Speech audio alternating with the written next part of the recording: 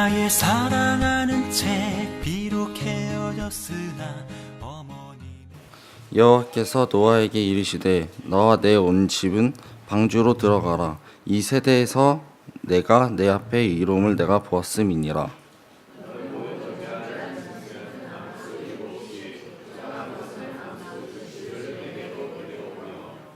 공중의 새도 암수 7씩을 데려와 그 씨를 온 지면에 유전하게 하라.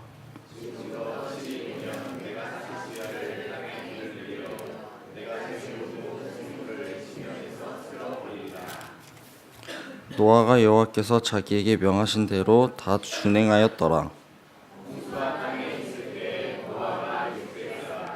노아는 아들들과 아내와 며느리들과 함께 홍수를 피하여 방주에 들어갔고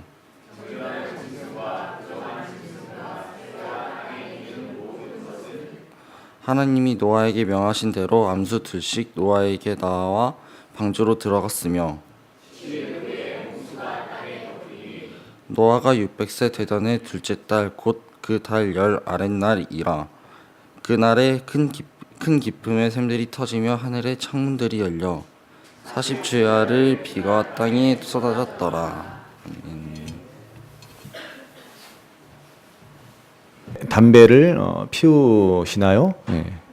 그 좋은 걸 왜 안 하십니까? 네. 이렇게 말하면 도대체 저 사람이 제정신이야? 라고 하실 것입니다. 담배가 건강에 해롭다라고 하는 것은 누구나 다 아는 사실입니다. 그러나 1950년대 전까지만 해도 담배가 몸에 이롭다라고 하는 것이 상식으로 받아들여졌습니다. 그래서 담배 회사들은 다투어 유명한 저명한 의사들을 광고 모델로 선정해서 우리 의사들은 이런 담배를 피웁니다 라고 말할 정도로 담배에 대해서 잘못된 생각을 가지고 있었다라고 합니다. 그러나 불과 얼마 지나지 않아 담배는 건강의 적으로 인식되었고 흡연자는 본인뿐만 아니라 다른 사람들의 건강까지도 해치는 공공의 적으로 간주되고 말았습니다. 자, 이 이야기는요, 지식의 반감기라고 하는 책에 나오는 이야기입니다. 자, 이 책에 의하면요, 우리가 가진 모든 지식들, 과학 이론을 포함해서 물리학이라든지 화학이라든지, 나아가 경제, 수학, 심리학 등등의 한 해 매번 쏟아져 나오는, 매년 홍수같이 쏟아져 나오는 그 지식들이 10년만 지나면은 그 절반은 잘못된 것이었다. 쓸모없는 틀린 것이었다라고 하는 것으로 판명되어진다라고 합니다. 그러니까 우리가 일반적으로 가지고 있는 지식들, 상식들이라고 하는 것들이 정말로 그게 과연 맞을 것인가 라고 하는 것은 우리가 한번 의심해 볼 필요가 있다라고 하는 것이죠. 가령 예전에는 18세기 중세 유럽에서는 뜨거운 물로 목욕하면은 건강에 해롭다라고 하는 생각을 갖고 있어서 절대로 뜨거운 물로 목욕을 하지 않았다라고 하는 것이죠. 네. 그러니까 우리가 너무 지식이나 과학을 무시해서도 안 되지만은 지나치게 맹신하는 것도 사실은 잘못된 것일지 모릅니다. 우리나라에서는 성경을 그 과학적 방법으로 접근하고 성경을 과학적 방법으로 증명하고자 하는 창조과학회라고 하는 단체가 있습니다. 예. 물론 성경을 과학으로 풀어볼 수 있다면 사실은 얼마나 좋겠습니까? 그러나 사실은 성경은 과학으로 풀어낼 수 있는 책이 아니고 과학 그 이상의 책입니다. 말씀드린 대로 근데 우리는 오늘날 현대인들은 너무나 과학주의, 과학 맹신주의에 빠져서 성경도 한번 과학으로 풀어보자라고 시도하는 것입니다. 물론 의미 있는 시도다라고 말할 수 있겠지만은 분명히 한계가 있습니다. 믿음은 과학으로 절대 설명되어지지 않습니다. 믿음의 영역은 과학의 영역과는 별개의 영역이고, 아니 과학 그 이상의 영역이 믿음의 영역입니다. 그렇지만은 이 창조과학회 회원들은 열심히 과학을 가지고 성경을 한번 증명해 보겠다라고 활동합니다. 과학 시대를 살아가는 요즘 시대에는 나름 의미 있는 그러한 시도라고도 말할 수 있을 것입니다. 자, 오늘 말씀과 관련해서요, 이 창조 과학에서 아주 흥미로운 주장을 하나 이야기합니다. 자, 여러분들이 보시고 있는 이 석판은 미국의 미시시피 주에서 발견된 인디언 석판입니다. 미국의 원주민들, 미국의 아메리칸 인디언들의 유물로서 이러한 석판들이 많이 발견되어진다라고 합니다. 자, 그런데 이 그림을 한번 보시면요, 5개의 컷으로 나뉘어져 있습니다. 마치 5컷 만화를 보는 것 같은데, 창조과학회의 주장에 의하면 이 그림은 노아의 홍수를 그린 것이다 라고 말합니다. 첫 번째 그림을 보시면은 많은 사람들이 술을 먹고 있는데 한 사람만 하나님께 기도하고 있는 장면이다라고 합니다. 잘 보이실지 모르겠네요. 두 번째 그림은 홍수가 나서 집들이 잠기고 사람들이 죽어가는 그림을 그리고 있습니다. 세 번째 그림은 방주가 물 위에 떠 있고 좌우에 40개씩의 칸이 그려져 있습니다. 즉 홍수의 40주 40야를 의미하는 그림이다라고 하는 것입니다. 네 번째 그림은 방주가 어느 곳에 도착해서 문에 수많은 동물들이 나오고 있는 장면이라고 합니다. 그리고 다섯 번째 그림은 네 사람의 남자들, 노아와 그 세 아들이 함께 하나님을 경배하는 가운데 무지개가 떠 있는 그림입니다. 자, 뭐 잘 보이실지 안 보일지 모르겠지만 아무튼 이렇게 정말로 신기할 정도로 노아의 방주에 관한 이야기가 정확하게 인디언 석판에 그려져 있습니다. 뭐 여기에 대해서도 뭐 왈가왈부 말이 많지만 한번 우리가 참고해 볼 만한 그림인 것 같습니다. 자, 우리나라는요, 참 이상하게도 홍수에 관한 전설이 없습니다. 그렇죠? 우리나라에 홍수에 관한 뭐 전설이 있습니까? 관련된 이야기가 있나요? 제가 알기로는 없는 걸로 아는데요. 그런데요, 사실 이상하게 유독 우리나라만 없지 전 세계의 95%에 해당하는 나라와 민족들은 다 홍수와 관련된 전설을 가지고 있습니다. 더욱더 놀라운 것은요, 이 홍수와 관련된 사람들의 이름입니다. 성경에는 노아를 비롯한 6명이 등장합니다. 중국의 홍수 전설에 나오는 그 사람의 이름은 누아입니다. 누아랑 비슷하죠. 누아. 멕시코의 아즈텍 문명에서는 노타라는 사람이 등장하고, 사가라이라는 족속에는 노이라는 사람이 등장하고, 그리고 하와이 원주민들 사이에는 누이라는 사람이 등장합니다. 모두가 성경에 기록된 노아라는 이름과 너무나 흡사합니다. 전설은 어디까지나 전설이고 그냥 설화는 어디까지나 꾸며낸 이야기라고도 말할 수 있을지 모르겠습니다. 그러나 이러한 유사점들을 볼 때 노아의 홍수는 실제 사건이고 인류 선조들의 기억 속에 각인되어 후대에 전해져 내려오는 그러한 이야기들인 것 같습니다. 자, 우리가 잘 아는 대로 하나님은 노아 시대에 인류를 심판하시기로 작정하십니다. 노아 시대 하나님은 120년 전에 미리 홍수를 예고하셨습니다. 이 120년이라는 기간은 인간의 죄악을 참고 기다리는 시간입니다. 즉 하나님께로 제발 돌이키기를 간절히 원하시는 하나님의 기다림의 시간이었다라고 하는 것을 우리가 지난주에 보았습니다. 자, 그런데 이런 하나님의 오랜 기다림에도 불구하고 사람들은 하나님께로 돌아오지 않습니다. 사람들의 마음과 생각과 행위가 시간이 흐를수록 고쳐지는 것이 아니라 오히려 더욱더 부패하고 타락해져 갑니다. 회개의 기간으로 주어진 120년은 오히려 육신의 욕망을 채우기 위한 시간으로 모두 허비되고 맙니다. 여러분, 오늘 우리에게 주어진 인생이라는 이 시간도 역시 하나님이 우리에게 주신 회개의 시간입니다. 하나님이 우리에게 돌아오기를 간절히 바라며 우리에게 주어진 기회입니다. 우리에게 주어진 이 시간도 아무리 길어봐야 120년을 넘지를 못할 것입니다. 그러나 사람들 대부분은 이 시간을 회개하기는커녕 온통 죄를 짓는데 낭비하고 있습니다. 그러면 도대체 이 120년의 시간, 이 오랜 기회가 주어졌음에도 불구하고 사람들은 왜 돌이키지 않고 왜 구원받지를 못합니까?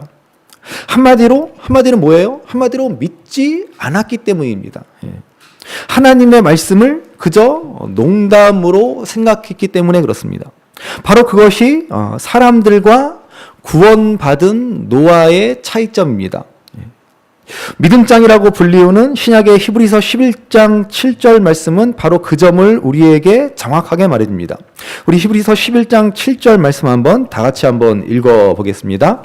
믿음으로 노아는 아직 보이지 않는 일에 경고하심을 받아 경외함으로 방주를 준비하여 그 집을 구원하였으니 이로 말미암아 세상을 정죄하고 믿음을 따르는 의의 상속자가 되었느니라. 아멘. 자, 노아는 앞으로 120년 후에 있을 심판에 대해 경고를 받았습니다. 노아가 과연 정확하게 120년이라는 시간을 알고 있었는지 모르고 있었는지는 알 수 없습니다. 아무튼 심판의 경고를 받고 그는 무려 120년을 준비하며 기다렸습니다. 그러면 과연 어떻겠습니까?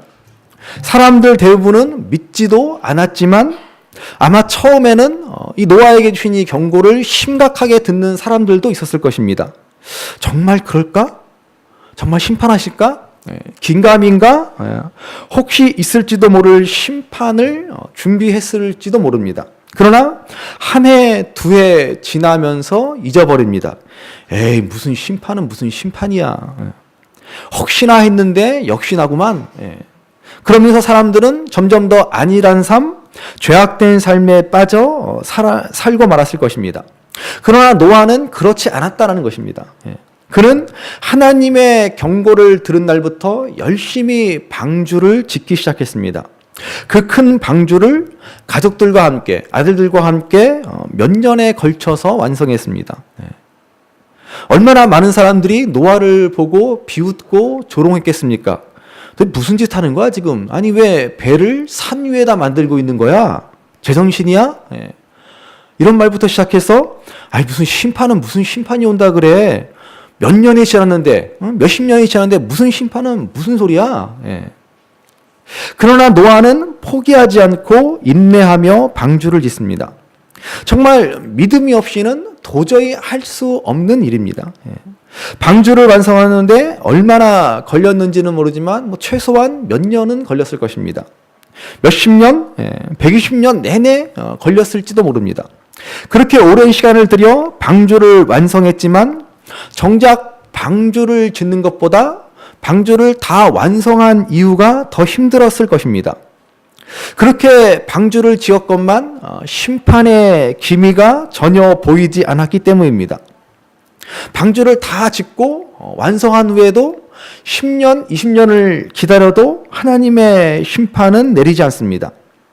그럼에도 불구하고 노아는 믿음으로 그 모든 일을 인내하며 성실히 감당합니다.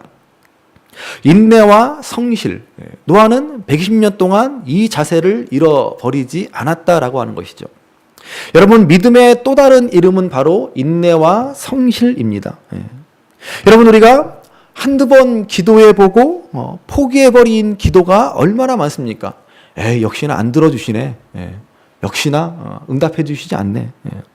금방 실망하고 또 금방 잊어버리고 우리 삶의 구석 어딘가에 처박아둔 기도가 여러분 얼마나 많습니까? 어떤 일을 가지고 간절히 기도했습니다. 그러나 응답이 없어요. 자기 딴에는 내 딴에는 참 그래도 믿음으로 오래 기도했다라고 하는데 응답이 없습니다. 그러면 우리는 낙심하고 포기합니다.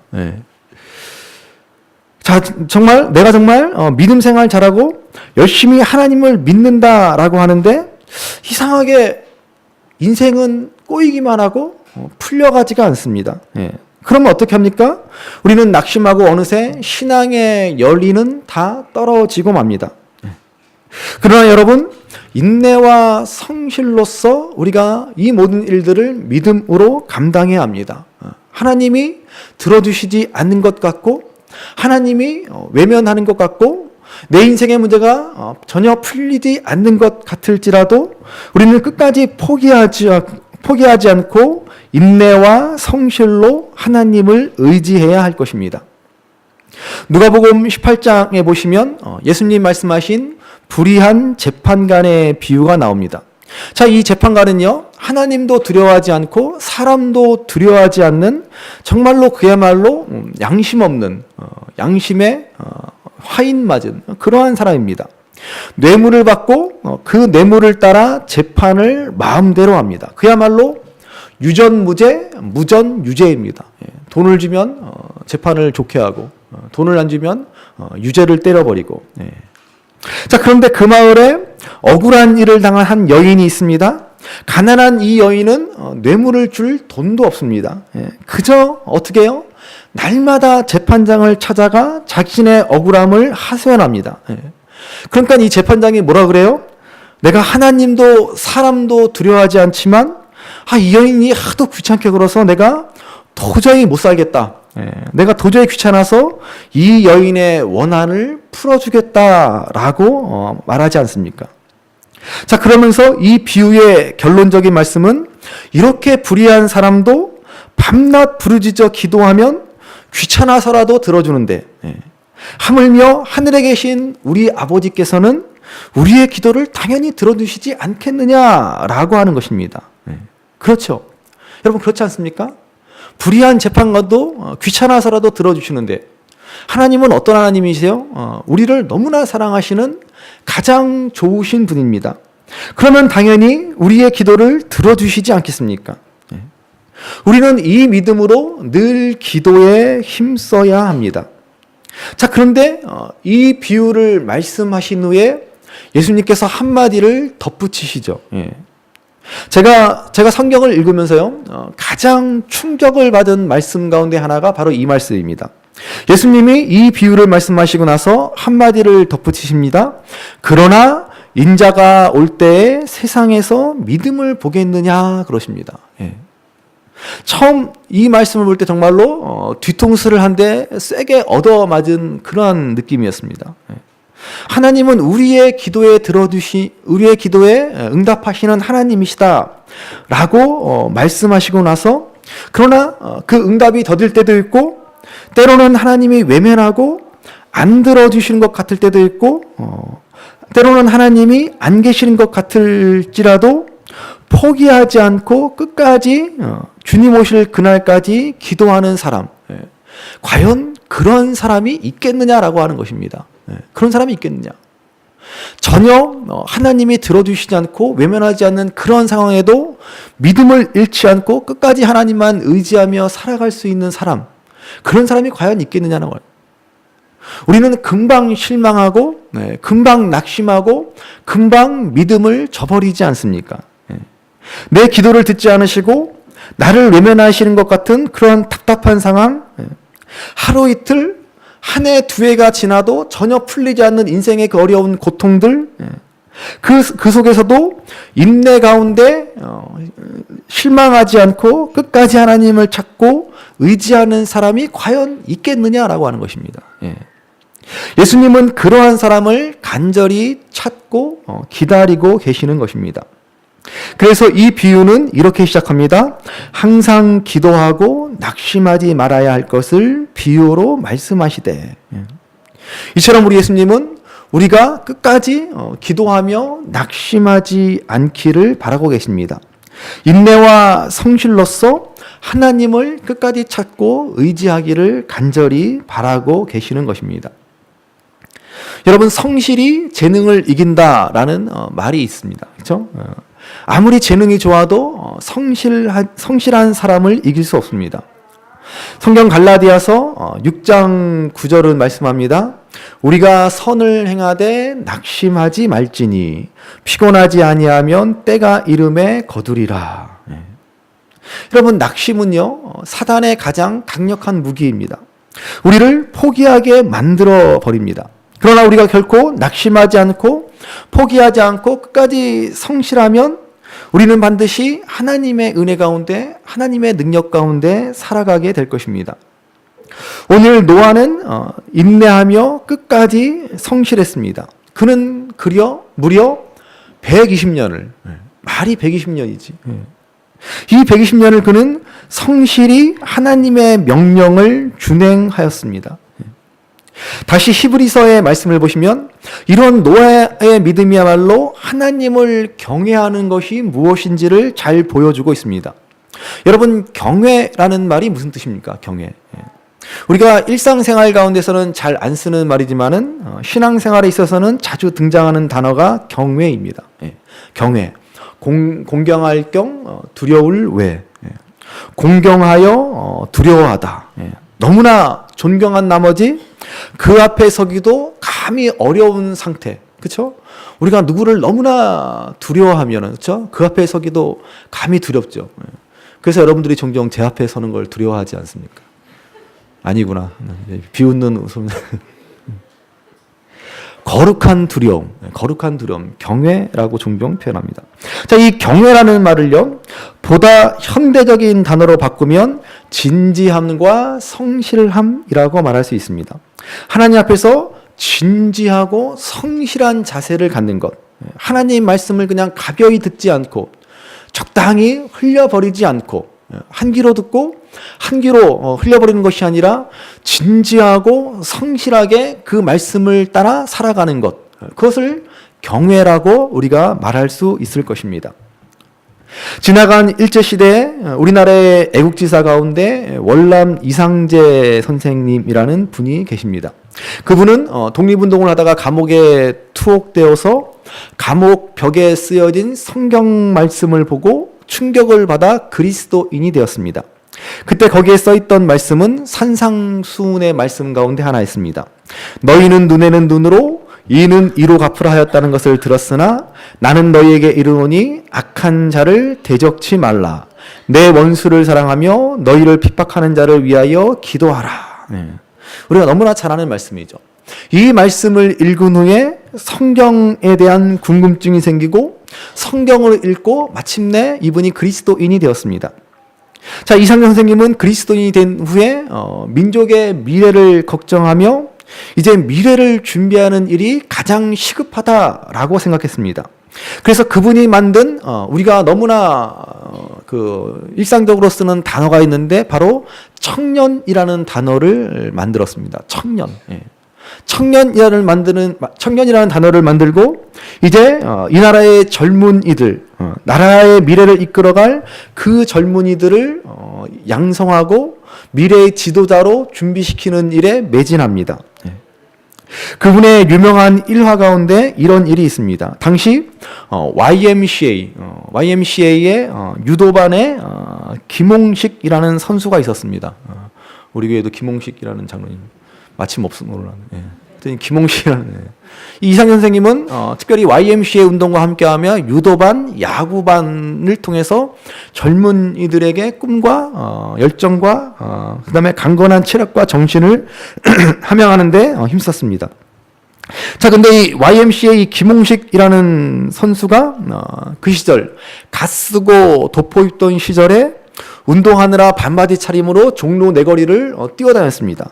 그것을 보고 사람들이 혀를 차며 저 뭐하는 짓이냐 그러면서 온갖 비난과 항의를 쏟아냅니다. 결국 이 김홍식이라는 청년은 다니던 학교에서도 정학을 맡게 됩니다. 이 일로. 그 이후로 김홍식이라는 청년은 드문불출 학교도 나오지 않습니다. 이에 이상재 선생님은 그를 찾아가 끌어내어 말하기를 자네가 다시 한번 종로거리를 한번 달려가 보게. 그러면 내가 전차로 따라가면서 자네를 응원할 터이니 전차보다 한번 빨리 뛰어보게 라고 설득합니다. 자, 그가 뛰는 동안 선생님은 전차 밖으로 머리를 내밀고 소리를 고래고래 지릅니다. 잘 뛴다 이놈아. 참 비호 같구나. 참 비호감이구나. 그게 아니라 참 비호 같구나. 나라는 호랑이 같구나. 이 이상재 선생님이 체면도 보지 않고 고함을 고래고래 질러대며 응원합니다. 유명한 사람들이 막 스승으로 생각했던 이상재 선생님이 그렇게 하자 그 이후에는 누구도 거리를 뛰는 젊은 운동선수들을 비난하지 않았다라고 합니다. 젊은이의 기계를 살려주고자 하신 그러한 일화입니다. 자, 월남 이상 선생님은 신앙의 유익을 묻는 질문을 받았을 때 이렇게 대답합니다. 예수 믿는 믿음이 아니었더라면 무엇보다도 내 가족이 구원될 수 없었고 이 어두운 시대를 살아가는 법을 배우지 못했을 것이고 그리고 새 시대에 대한 희망을 갖지 못했을 것이다 라고 하였습니다. 그분은 다가올 독립의 시대, 반드시 해방의 시대가 올 것을 바라보면서 새 시대를 향한 그 희망으로 미래를 준비했습니다. 그래서 다른 사람들의 비난을 감수하면서도 종로거리를 다름질하는 청년에게 고함과 박수를 보낸 것입니다. 자, 이것은 사람들의 조롱과 비난에도 불구하고 다가올 미래를 준비한 노아와 같은 믿음의 사람들만이 보여줄 수 있는 모습입니다. 노아는 하나님을 경외함으로 진지하고 성실하게 다가올 심판을 준비했습니다. 성경은 우리가 세상에서 정말로 그리스도인답게 제대로 살고자 한다면 하나님을 두려워하는 마음, 하나님을 경외하는 자세를 잃지 말아야 한다라고 가르칩니다. 그래서 골로새서 3장 22절 23절 말씀해 보시면 종들아 모든 일에 육신의 상견들에게 순종하되 사람을 기쁘게 하는 자와 같이 눈가림만 하지 말고 오직 주를 두려워하여 성실한 마음으로 하라. 무슨 일을 하든지 마음을 다하여 주께 하듯 하고 사람에게 하듯 하지 말라라고 말씀합니다. 여기서 종들아 라고 하는 것을 오늘 이 시대에 직장인들아 라고 우리가 해석해도 좋을 것입니다. 직장인들이요. 제발 직장 상사에게 순종하되 기쁘게 하십시오. 눈 가리고 아웅하고 보는 데서만 일하는 채 하지 마십시오. 오직 하나님을 경외하는 마음으로 성실하게 일하십시오. 무슨 일을 하든지 하나님 앞에서 한다는 사실을 잊지 마십시오 라고 말씀하는 것입니다. 여러분, 이것이 우리 그리스도인들의 직업윤리고 이것이 우리가 세상을 살아가는 삶의 방식입니다. 누가 보든 안 보든 누가 인정해 주든 그렇지 않든 칭찬을 하던 말든 우리는 모든 일을 하나님 앞에서 행한다라는 사실을 잊지 말고 정말 진지하고 성실하게 모든 일을 감당해야 할 것입니다. 이것이 진정으로 하나님을 경외하는 참된 그리스도인의 모습이고 다시 오실 주님을 맞아 새 시대를 준비하는 삶의 모습이라는 것입니다. 데살로니가후서에서 바울은 그 유명한 말씀 누구든지 일하기 싫어하거든 먹지도 말게 하라고 하였습니다. 왜 이런 말씀을 하십니까? 당시 데살로니가 교인들은 곧 예수님이 재림할 것이라고 생각했습니다. 이제 금방 오실 것이다 라고 믿었습니다. 그래서 어차피 세상이 끝날 텐데 어차피 세상은 망할 텐데 뭘 그렇게 힘들게 일을 할 필요가 있어? 그러면서 무의도식을 일삼았습니다. 이러한 어리석은 모습을 보고 바울은 강력히 권면합니다. 일하기 싫으면 먹지도 말아라. 오늘 우리는 노아가 홍수를 기다리며 심판을 준비하듯 우리는 다시 오실 주님을 기다리며 세상의 종말을 준비하며 살아갑니다. 그러면 우리도 노아처럼 하나님을 경외하는 믿음으로 이 땅을 살아가야 합니다. 그것은 다른 것이 아니라 우리에게 맡겨두신 일들, 가정에서, 교회에서, 직장에서 정말로 진지하고 성실하게 모든 일들을 감당해 나아가야 하는 것입니다. 미국 스포츠계의 거물이자 한때 미국 메이저리그의 애리조나 다이아몬드백스라는 팀의 구단주였던 제리 콜란젤로라는 사람이 있습니다. 그는 경건한 신앙인으로서 미국 스포츠계에서 가장 존경받는 사람으로 손꼽히는 분입니다. 그는 자기 인생의 우선순위에 대해서 첫째는 하나님, 둘째는 가족, 셋째는 이웃에 대한 봉사라고 늘 입버릇처럼 말합니다. 한 번은 그가 미국에서 최고 경영자상을 수상하는 자리에서 동료 사업가들을 향해서 이러한 충고를 남깁니다. 여러분, 성공을 목표로 일하지 마십시오. 성실을 목표로 일하십시오. 진지함이 우리 삶의 라이프 스타일이 되게 하십시오. 저는 무일푼으로 사업을 시작했습니다. 그러나 저에게는 돈보다 더 소중한 성실이라는 값진 미천이 있습니다. 저는 이 성실을 바탕으로 하나님을 믿고 하루하루 살았습니다. 그것이 오늘의 나를 만든 힘이었습니다. 성공은 언제라도 무너질 수 있습니다. 그러나 성실은 무너지지 않습니다. 저는 성실의 태도로 수많은 위기를 극복했습니다. 하나님을 향한 나의 믿음은 나에게 이와 같은 삶의 진지한 태도를 가르쳐 주었습니다. 그 하나님이 제 인생의 최고 경영자이십니다. 예. 여러분, 이 말을 꼭 명심하시기 바랍니다. 성공을 목표로 살아가지 마십시오. 예. 성실을 목표로 살아가시기 바랍니다. 성공이 아니라 성실이 우리 인생의 목표가 되어야 합니다. 이것은 오직 하나님을 경외하는 참된 믿음에서 비롯될 것입니다.